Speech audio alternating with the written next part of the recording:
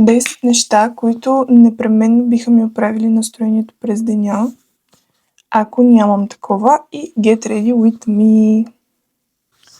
Първото нещо е правена стая и по-точно правено легло. Второто нещо е хубаво кафе. Аз обичам да пия кафе и обичам да пия по няколко кафета на ден. За мен хубавото кафе не е чистото кафе, а е кафе с мляко и мед. Много обичам. Мога да пия кафенце цял ден, без да бързам. Не е фактор дали ще се събудя или не, но е фактор дали ще ми е хубав деня или не.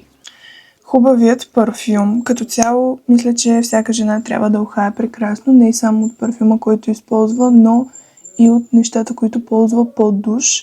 Но за мен парфюмът е последната стъпка от визията ти.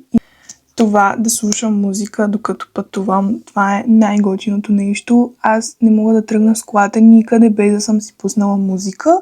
И то музика такава готина, която знам, която обичам. Непознати момичета, които умеят да се усмихват и да правят комплименти. Аз съм една тях. Винаги, когато видя нещо, което ми харесва, без значение дали те познавам или в момента те виждам за пръв път, ще дойда, ще ти го кажа. Хубава и вкусна храна. Обичам да си похапвам със сигурност и много ценя храната да е вкусна и да е наистина с така визия. Много обичам и да готвя също, но държа просто да ям хубава храна, най-вече домашна, защото няма нищо по-вкусно от домашното. Това е доста така смешно и интересно, но много обичам да си купувам препарати за чистене. Просто обичам да си купувам препарати. Това е нещо, което ми правя деня.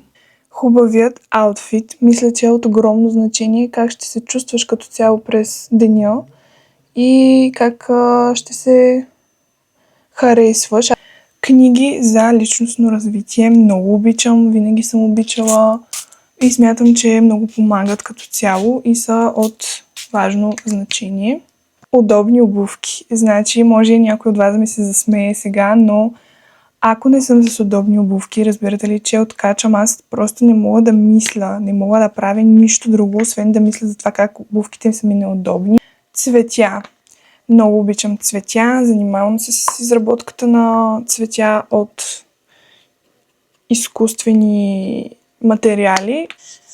Хора, ако трябва да съм честна, аз спрях да ги броя и не знам дали станаха 10, но ви казах всички неща, които моментално биха ми оправили деня и които много обичам. Благодаря ви, че гледахте това видео.